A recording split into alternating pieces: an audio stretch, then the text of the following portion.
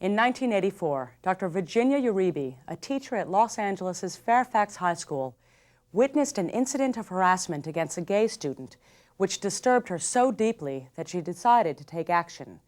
That year, she founded Project 10 and has been saving lives and changing attitudes ever since.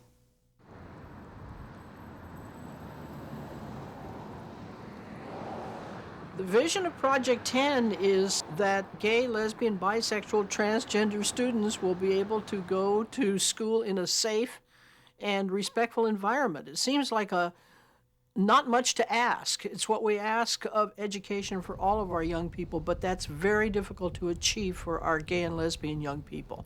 I think that what fuels me is anger or a sense of injustice. I just cannot stand the things I see happening to these young people for no other reason other than their sexual orientation. It's not like they have committed a crime. When I first started the program back in 1984, even I was a little hesitant to call it the gay and lesbian program. I mean, I had to work through my own homophobia about that.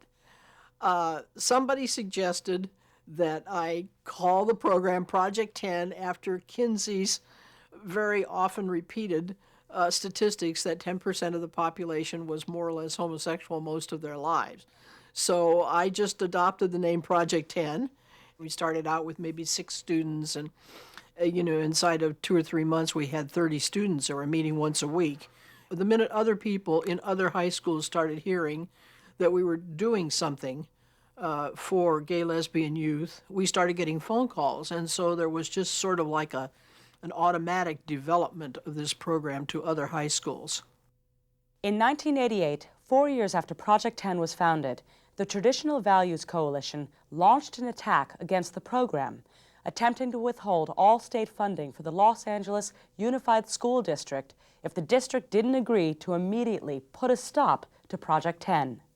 Here we're trying to work to keep these kids in school and to keep them from killing themselves, and suddenly people are attacking us for that and saying these perfectly dreadful things like we were trying to recruit young people into a life of homosexuality and we're trying to give them all AIDS, and the attacks didn't make any sense to me. I was very naive about this. I didn't really know what to do, and so I just kept repeating what I thought I was trying to do, which was to keep kids in school and to keep them from killing themselves and to serve a need that had not been met. And they just kept saying how terrible I was. The conflict resulted in a day-long hearing in Sacramento with over 80 speakers from both sides testifying. In the end, the school district reaffirmed its support of Project 10, and the Traditional Values Coalition was defeated. Ironically, the publicity generated by their campaign to defeat Project 10 actually resulted in huge rewards for the program. We got tremendous letters of support, letters that were many of them very compelling in the stories that people revealed about themselves. And the other thing that happened was that people started sending us money. So much money, in fact, that Dr. Uribe formed a nonprofit organization called the Friends of Project 10 to support and supplement the work of the program. As time has evolved, we see that there really isn't a whole lot of money that the district is going to cough up to give to this program. And through the donations, we're able to provide, do programs and projects that the district won't pay for. In 1998, Dr. Uribe retired from the program in order to run the Friends of Project 10 full-time. Her replacement was her long-term partner and Project 10 board member, Gail Rolfe, who had already been deeply involved in the program for 10 years. I could see that through my own teaching experience. The gay kids were dropping out of school. The gay kids were running away. The gay kids were attempting suicide. Even when I started up my support groups, the average student had already attempted suicide 3 times by the time they got into high school. And these are kids that either identified as gay or lesbian, or they were struggling with their sexuality. I knew this was a serious problem. My typical day goes like this. I get to work and the phone starts ringing and the adrenaline starts going, and all I can tell you is that I operate totally on adrenaline. I just work straight through, nonstop. The phone doesn't stop, emails don't stop, the problems don't stop. It just goes on and on and on. As Project 10's only paid staff person, Gail is responsible for the training of all Project 10 coordinators in each school and is the district's troubleshooter when problems arise involving LGBT and questioning students. As simple and silly as this may sound, one would think that if a teacher hears somebody call another person faggot, they would know how to respond to that. But so often, those comments go ignored. When the teachers allow for that verbal harassment, it creates a very distrustful relationship. Those students don't trust the teacher, and ultimately the environment in the classroom becomes so uncomfortable and so unsafe that oftentimes kids just stop coming to that class. And ultimately, if it's a pervasive thing that goes on throughout the school, they just simply stop coming to school. Some of the strongest testimonials in support of the program come from Project 10 students themselves. We spoke with Jesse, Angie, and Josh about the first time they went to a Project 10 support group meeting in their respective high schools. I thought, what am I going to see in this room? You know, a group of freaks or what? And it was completely the opposite. It was young people that were gay, lesbian, bisexual, and I couldn't believe it because that was the first time I had ever met young people that identified with being either gay, lesbian, or bisexual, and it was amazing to me, but it made me feel good. A good friend of mine said, "Hello, my name is John and I'm gay." And I was so taken back by this because I had never been able to say my name and immediately after say I was gay. It was just unheard of. It was so uncomfortable for me to say, "Hi, I'm Josh and I'm gay." And for me to see that was the immediate change and realizing how comfortable I could now be with being gay. It was great. It was empowering just to see them be themselves and be out and feel good about it because I was feeling miserable at that time. We had meetings every week, and it was emotional every time, and we laughed so much, and we cried together. We had so much fun that we laughed until we cried. I don't think anybody enjoys, having gum in their hair during lunchtime or having rocks thrown at you after you're walking, home or to school. Going to my counselor and saying, I'm getting harassed in school, I'm getting rocks thrown at me, I'm getting all these different things, and her saying, you brought it upon yourself, completely cut the trust that I ever had in a teacher or in a counselor or an administrator. And worst of all, I couldn't tell my parents all the discrimination I was experiencing at school. So that made things even more difficult. We gave each other advice on everything, relationships, family, dealing with parents, and, helping each other out just through everything. Project 10 is finally a group where a student could go and ask questions and receive answers and information that will link them up to other students, and essentially knowledge is power. The Friends of Project 10 continue to sponsor a number of larger events open to students from across the state. At the Models of Pride conference each year, 500 young people come together to attend workshops and to meet others like themselves. And the Lesbian and Gay Prom, seen here in the 1993 documentary Live to Tell, brings 350 LGBT youth together to celebrate in a safe and affirming environment. From the perspective of the kids, there's just such energy, such excitement, and such a sense for them that they have a safe place to really express who they are. The boys come with the boyfriends, the girls come with the girlfriends, and many of the young people even come by themselves. They feel that safe and that comfortable knowing they will be with their own kind and be accepted and not be harassed. It's just a wonderful freedom of expression and a sense that they can be in a safe place and have a darn good time. One of the program's leading advocates is the president of the Los Angeles Board of Education, Caprice Young. If you don't feel safe at school, you're not going to learn at school because you're not going to be thinking about what you're studying, you're going to be thinking about whether or not you're safe. And Project 10 gives kids a place to confront the questions that they have themselves about their sexuality and their personal identity in an environment that's safe and supportive and allows them to be whoever they are. I've had many friends that started going to Project 10 depressed, suicidal, and now their grades are all up, and you find people there that you can have things in common with, and it's hard to find it if you're out on your own. So Project 10 has given me a connection, a group of students that I can share for the rest of my life and become friends and colleagues with. And it has also linked me with other institutions such as Teen Line. I think Project 10 was the parent, the teacher, the mentor, and also the person that you can trust in. That's what Project 10 meant to me. That's what Project 10 was to a lot of us. And if it wasn't for that, I think a lot of us would have ended up dead. A lot of us would have killed ourselves.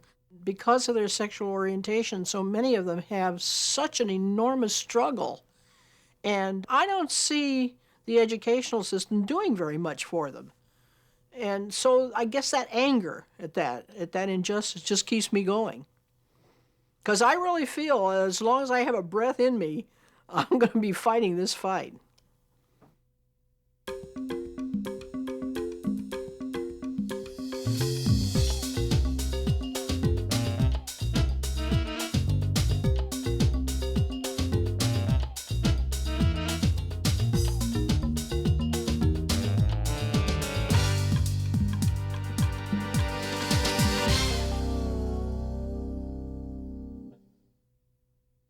During the decade that In the Life has been on public television, the movement for gay and lesbian equality has made enormous progress on several fronts. According to the Gay, Lesbian, and Straight Educational Network, or GLESSN, the country's first gay straight student alliance was formed in 1989. That's just 3 years before In the Life began airing. And today, there are estimated to be over 1,000 such groups nationwide. I'm Jim J. Bullock, and you're watching In the Life. Be sure to tune in to next month's episode of In the Life. And don't forget to mark your calendars for In the Life's 10th anniversary episode in June. This special presentation will include a rare interview with Broadway legend Jerry Herman.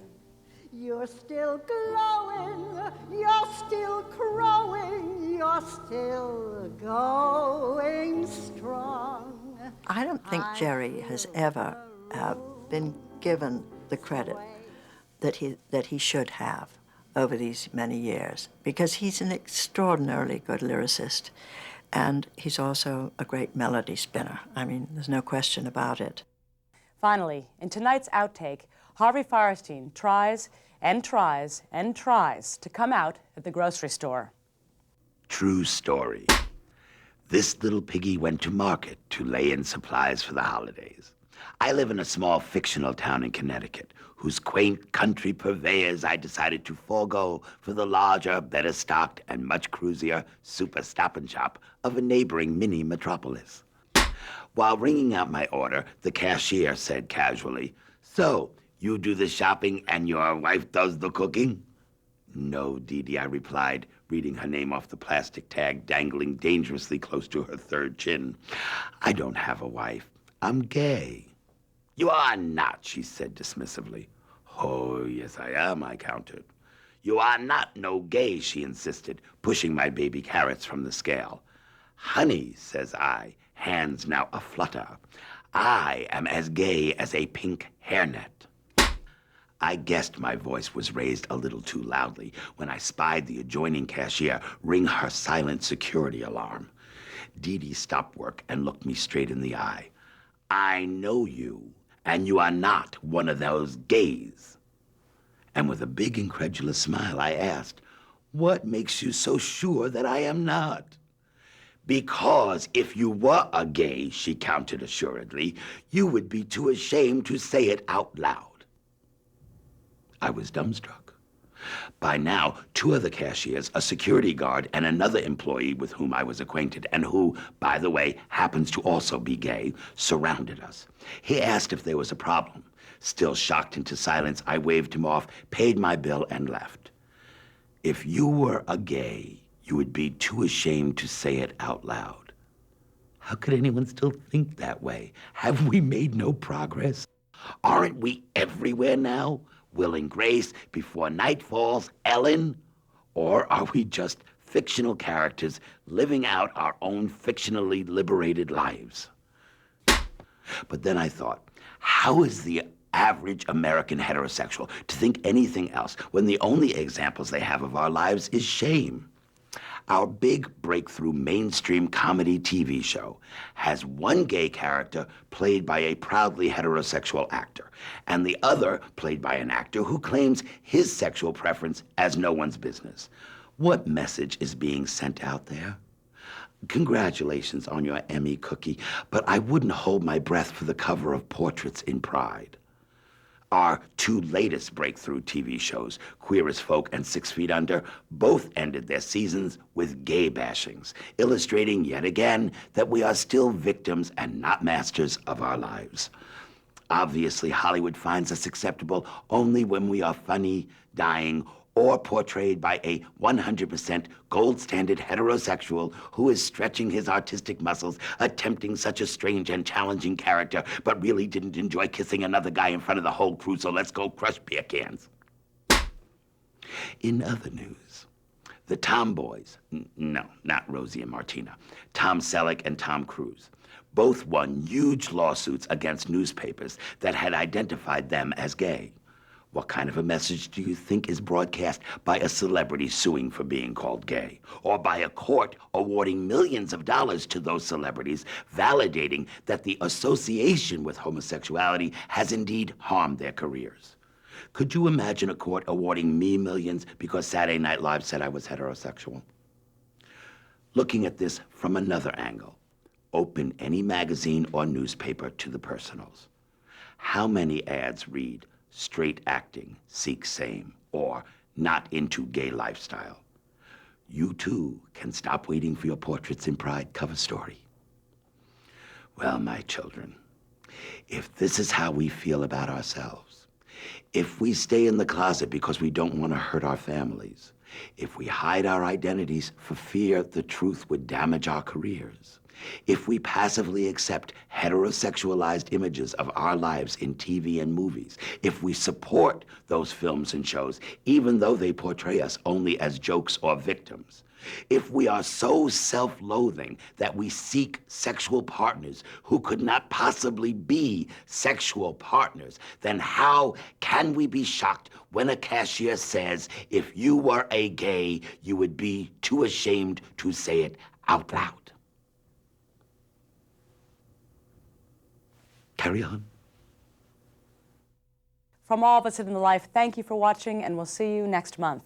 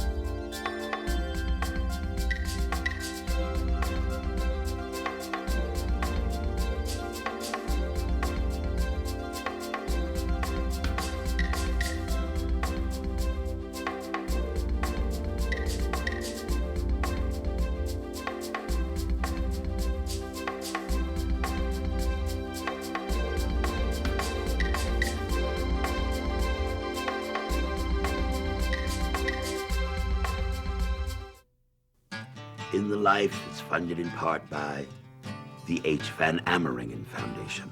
Additional support provided by the Gill Foundation, the Pride Foundation, the Ted Snowden Foundation, the Otto Haas Charitable Trust, the Collingwood Foundation, the Rainbow Endowment, Adam, a funding collaborative empowering queer youth, Orlando Reese and Bill Becker, William J. Resnick, and the annual support of In the Life members like you.